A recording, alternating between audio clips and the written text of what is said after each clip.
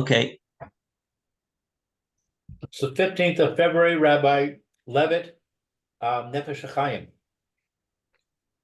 Okay, we just got Louis just got a phone call from Alan. He needs to get a link, I suppose. Okay, I'll do that right now. If you could send him one, that would be great.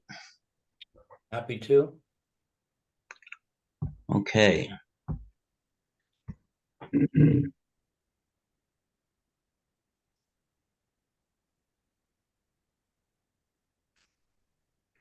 I think this what he's taking from the Tikkunei Zohar.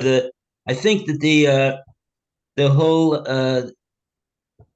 it's like a mushal with the clothing and different days of the of different times of the day. That's it's a mushal to the Shmona Esrei that we daven. We daven Shachris in the morning, Safra, and the Ramsha, in the Mincha, and then at Laila at night. And every time we have a different levush. The levush is the what we just like the words that we use in the tefillah. That's what we are. That's what we're taking with us. That's what we are clothing ourselves in. Just like every mitzvah that a person does, he's clothing himself in the mitzvahs, and this is the power that we have of the tefillahs, the words of the tefillah, that every tefillah, even though it looks to us like the same words, but if we invest them they have an intrinsic power to do new tikkunim every time that we say them. And of course, if we add on more Yiras Hashem and Abbas Hashem and Dvekas Hashem as we say them, of course, they're all that much more powerful. And if we focus, the more stronger focus is, of course, the better the tefillah is. But the tefillahs themselves, they're not the same, and they do different things. Each time is a different time of the day. It's a different time of the week. It's and somehow, some way that they it's a different levush. It's not the same levush. And so it does, and therefore it makes different tikkunim. Okay.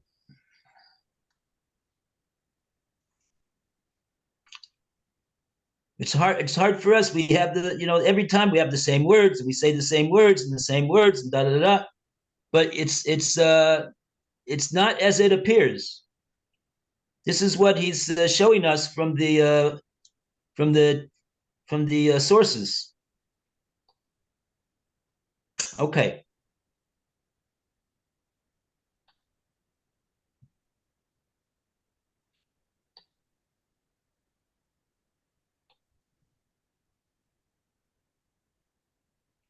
Okay, now we're up to Alan. We're waiting for Alan. Okay. Okay, good. While we're waiting, I'll read a little bit of a footnote here about it. Okay. As well. The reason for this, as we've already explained, for the differences, there's difference between each one, is that all prayers are in order to extract the remaining good from those 7 kings which died, i.e. to extract the last remnants of the 288 sparks of holiness which fell into impurity as a result of the process known as Shavirat HaKalim. And with each and every day and with each and every prayer, a new extraction of sparks is made of that which has not been previously extracted. And similarly, this is the idea of drawing down of lights with the recitation of Shema, where the recitation of any instance of Shema is not similar to that of any other instance for the reason mentioned above. And this is the reason why we are instructed to pray 3 times a day, and recite Shema twice a day, and if we omit a single instance, it is called, quote, a twisted thing cannot be corrected, unquote. The reason is that with each and every prayer instance of reciting Shema, a new extraction of good are made, and additionally, new mochin is drawn down from above, capital A, from above, being unique and not extracted or drawn down with any other instance of prayer or Shema recitation. It transpires that which each and every prayer, new mochin and extraction takes place. But after prayer, they return back and depart, and with this, Chazal's statement can be understood that the original Hasidim would wait an hour before prayer, tarry for an hour after prayer, and spend an hour in prayer. The reason being that after the destruction of the temple, as a result of our sins, Mochin departed from Zer Anpin and Nukva. I want to ask I've forgotten what Zer Anpin and Nukva mean. And therefore we are required to continuously pray each day to return the Mochin to its place so that there can be a union between Zer Anpin and Nukva. As the Talmud says, if only a person could pray all day. And it appears to me, Reb Chaim Vital, that one who wears tefillin all day causes a mochin to tarry all day long. And this was also the reason why Chazal say that the original Hasidim would not remove their tefillin all day long. Because we lose the gift of the mochin from Hashem. The three heads. Okay. Yeah.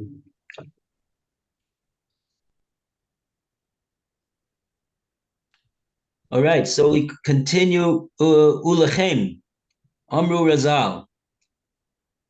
And this can be found in the Gemara in Chagiga. May you want to continue? As soon as I Oh, here comes Alan. As soon as I find it, Ulechain.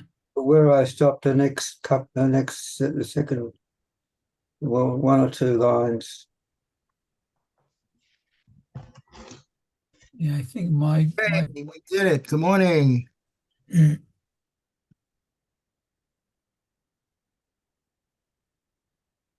Oh, I think I have it. V'lachein amru rabotenu. Yes, I think that's right. Oh, from Chagiga. Ooh, okay. Morning, Alan. Morning. I'm here. I see.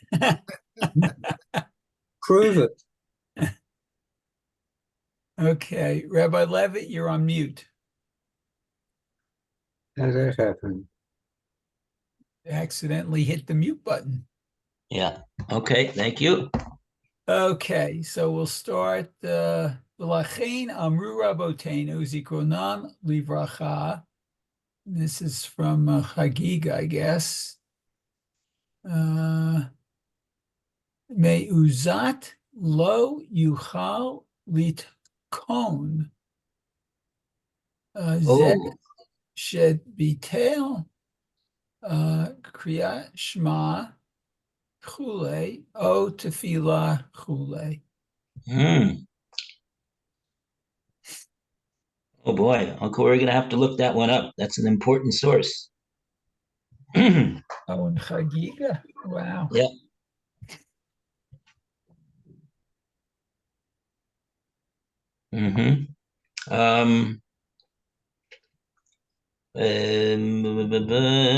בלתי אפשר אם לא על ידי הנבואה.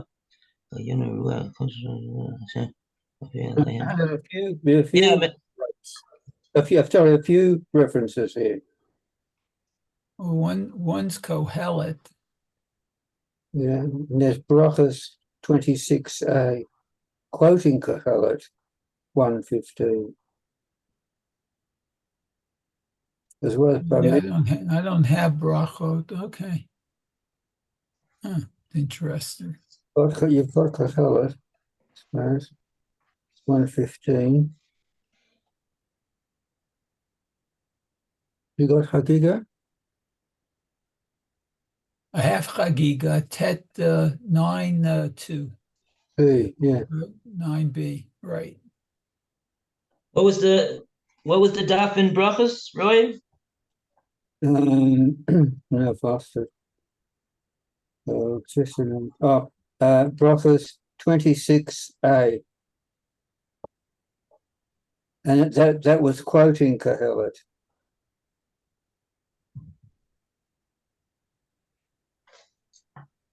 Yeah, the pasuk, the evus lo yuchal l'saken. I think is a pasuk. Okay, so we'll take a look. You can get Hagiga, you could get a Gemara and Brachas, you could get both. You can get the Sefer Koheles. By the time you find all those Sfarim, you'll come back. We'll have a few minutes left to read them before the end of this year. Okay, good. Okay, let's go get Chagiga and Brachot. Okay. Brachas 26.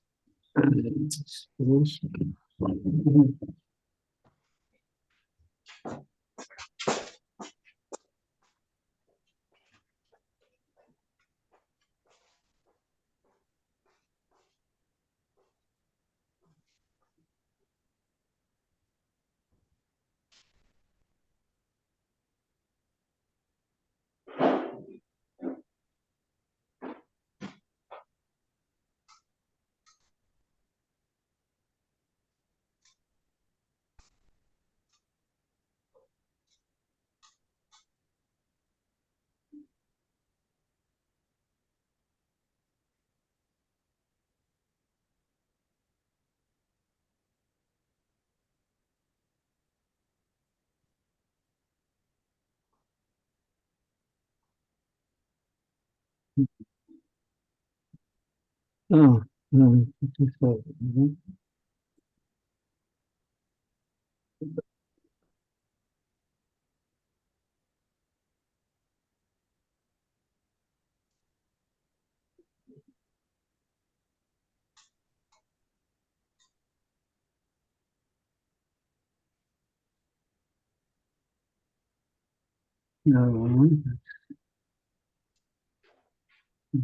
Mhm.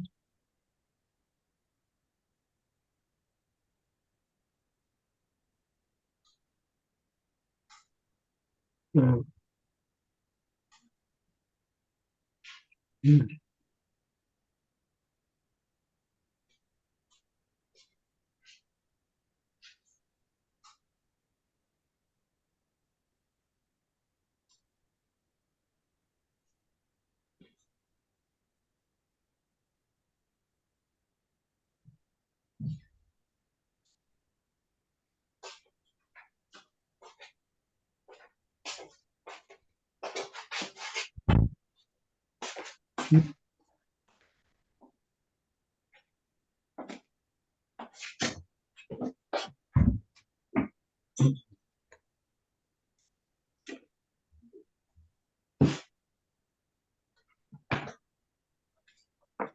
Okay.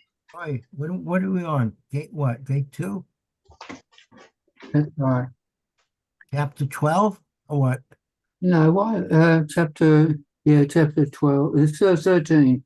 Chapter 13. Okay.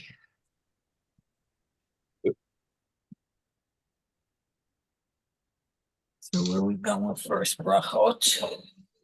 Yeah, brachos. It's in fact it's after Hadran. After the Hadran for the previous, I think, or before it. I've got the, oh no, it's I've got 26, yeah. I Yeah. see it starts a new chapter. yeah, the last few lines, the last 5, 1, 2, 3, 4, the last 4 lines, I think. We've got that. I don't know, the Gemara. sacrifice is cancelled, or even before that. But the last bit there I've got here, they challenge this ruling. A twisted thing cannot be made straight, and that which is missing cannot be numbered. And they talk about that. The Gemara talks about that. What are we looking for? We're looking for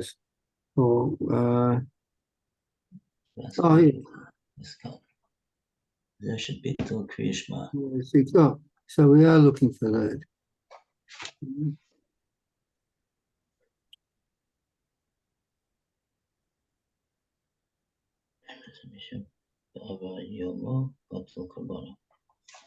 Yeah, just a thing cannot be made straight. That's the last 4 lines. And just before that, it is also to do the last, yeah. The last few lines for the last. Okay, it's a whole sugya.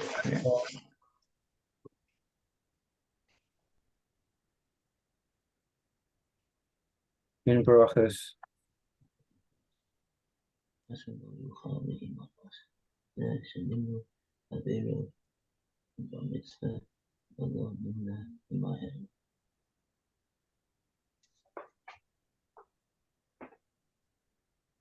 Okay, let's see.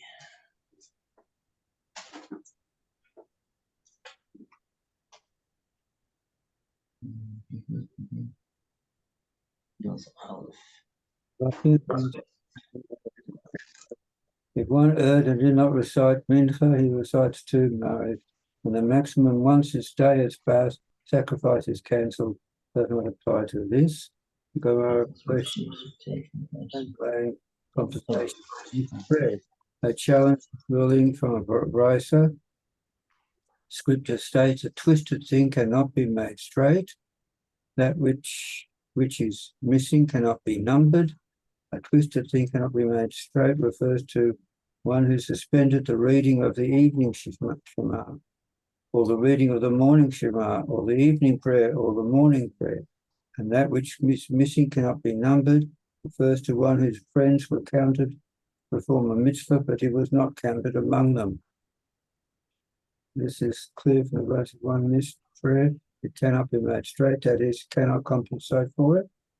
The Gemara answers that here in the price of which what we're dealing, where he suspended prayer intentionally. In that case, we do not allow him to make it up. Whereas if a mission was accidental, he may compensate for it. He suspended, it does not state he erred. Learn from this as we have said. Rav Ashi supports that.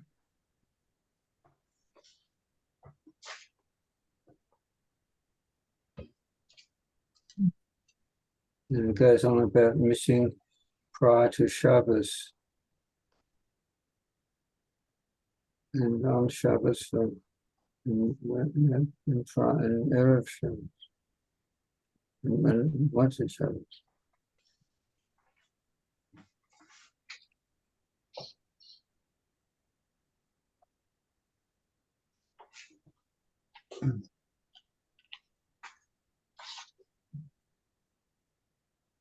Has someone got the hellet? No. Oh, hell. The hellet 1:15. I should have it. I should. I didn't know. Should have taken it as well.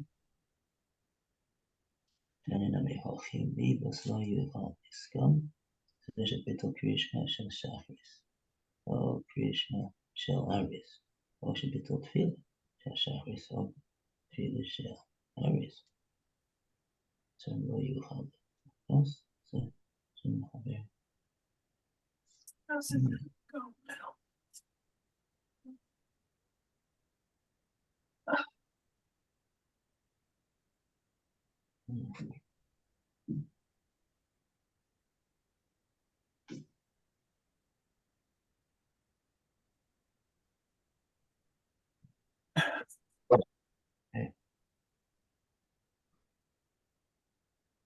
Okay. So hell, 115, huh?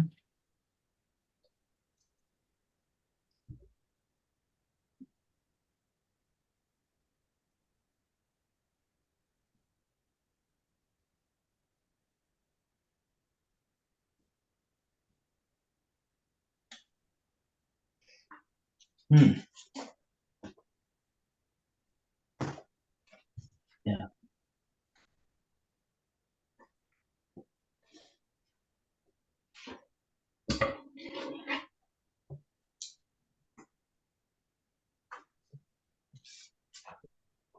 Okay. Our 1730.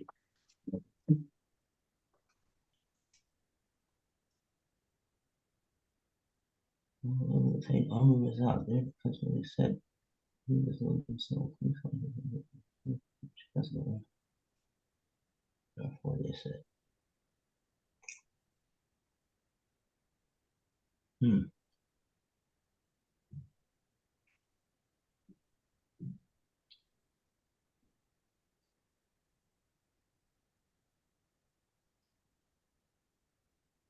Yeah. One more. Yeah, it's my.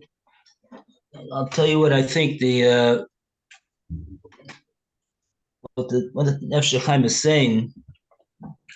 What he's saying is that every tefillah and every krishma has its time. And for example, the krishma that we said today, Yom Chamishi of Parshas Truma Tafshin Pei Daled, there was an opportunity with that krishma and that tefillah to do certain tikkunim that there was an opportunity. So if the tefillah was done, those tikkunim that today's tikkunim will be done. And what happens if what happens if the Kriya Shema was not said? Chas v'shalom. So then those tikkunim were not done.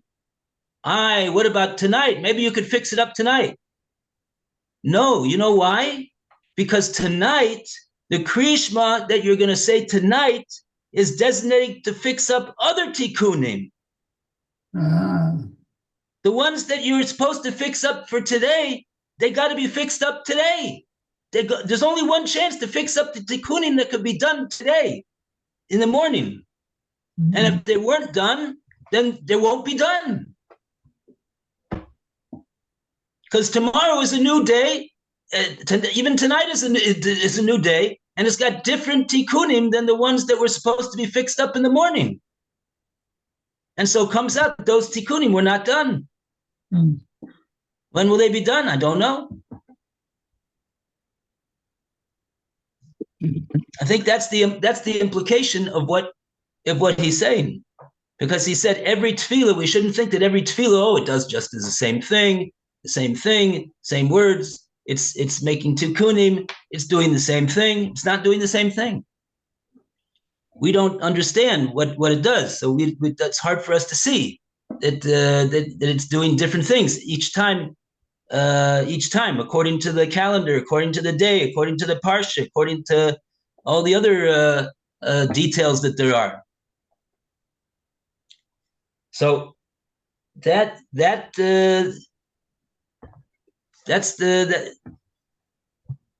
what he's saying over here. There won't be another Yom Hamishi of Adar Vav Adar Tafshin Pei Daled. There won't be another one. Today's the only Vav Adar Tafshin Pei Daled that there ever will be, and there won't. And after this one, there never was one before, and there never will be one again. And it's got its own tikkunim to fix up. So we have to that's what it's saying. Okay. Sorry, Maya, did you hear that? That was thunder in Yeah. Ramat Eshkol. Yeah, Yeah, I heard it here too. yeah.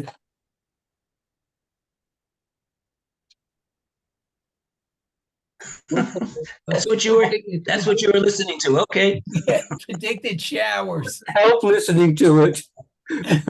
Well, it was kind of hard not to. It was very strong.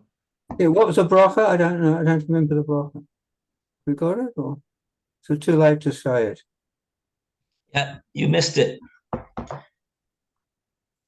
Now we understand. Now you can understand what I was saying if you were listening to that also. You'll never will get that opportunity again. That's right. Mm. You got to say it in the right time. How long do you have to say it? Immediately, I think. Yes, Tokadei sir. Dibor. What? Wow, so you Tokadei Dibor. have to have it memorized. As soon as you hear it, yeah. You can't even haven't got time to look it up. Okay. It was a big one. It was big. I thought it was a cannon or something. Okay. Let's see here. Okay. So let's continue. He brings another Maramukam, Kamashikasav Ba'orich, creates Chaim, another source. And then he continues with his own words, Bahu Bilti Efshar. Lou, you want to read from there? Who built the Efshar? If I could find it, let's see. I did know where we were. The who? Um, I see Vehi Segula. Where is it in relation to that? Vehi Skula. I don't see that. Okay. You see the Gemara, the reference to the Gemara in Chagiga? No.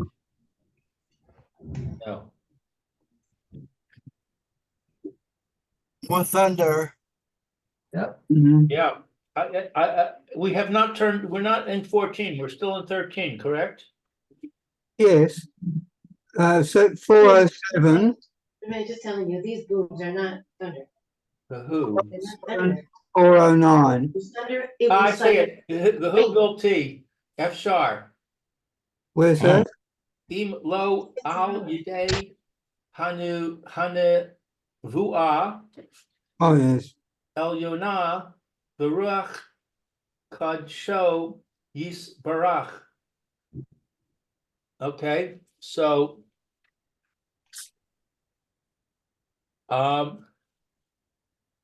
it's impossible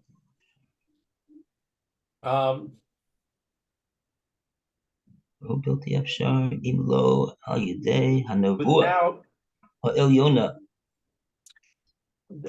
without the medium of the high level prophecy and the divine inspiration. Asher Hofia Alehem Hofa'a Atuma Ace Tikun Nusach Mat Be'a Hatafila Bahabarachos, which are manifest in the formulation of the syntax of the prayer, syntax of prayer and blessings. You've got to go on over the page to the next bit. Wait a second. I don't think he translated that correctly. I think either that or you left something out. Who what he said so far is who built the Efshar, this would be impossible to do. Imlo al yedei hanavua yona ruach kodsho yisbarach, if not through means of prophecy or ruach hakodesh, as you mentioned. And then he says some very important words, and I think the translator overlooked them. Asher hofia aleihem, hofa atzuma, be'es tikun nusach madbea tefila, babrachos. So I have which was powerfully manifest in the men of the Great Assembly when they formulated the syntax of prayer and blessings. Okay, I would Asher hofia aleihem. It's not that it was okay. The literal translation is we're talking about Nevuah and we're talking about Ruach Kodesh, Asher hofia aleihem, which appeared to them. And if you continue on, it says. In other words, they were possessed with Nevuah and Ruach HaKodesh, which appeared to them in a very strong dose of it. Be'ez tikun nusach matbea tefillah, at the time that they instituted and came up with the words, the specific text of the tefillah. And here he mentions not only tefillah, he says brachos. And over there, when he says brachos, it could be that he's referring to the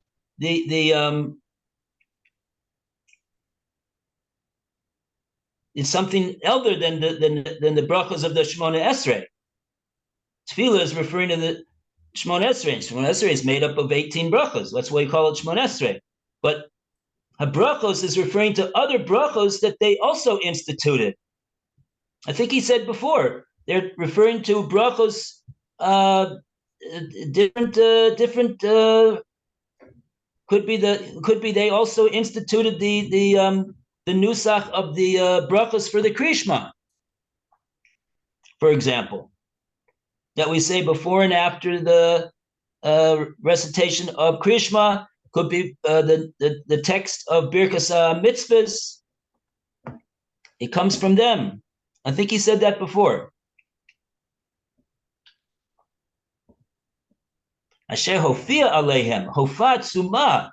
There was a major appearance and upon them of Ruach HaKodesh and Nevuah at the time that they were composing these words.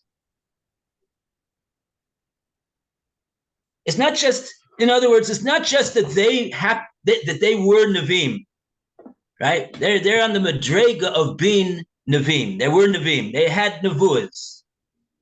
It was known. Or they had Ruach HaKodesh. It was known. And those are the types of people that you're talking about. They were the ones that made the words of the Shemona Esrei and the Birkas Kriyishma and the Birkas HaMitzvah, the Nusach of Birkas HaMitzvahs. It's much more than that. What he's saying over here is that they were possessed of Nevuah and Ruach HaKodesh at the time that they composed these words. That is an incredible thing. There's a bit more if you continue. It's what you said, but a bit more. It says, I'll just read it in English. You're not going to read it on.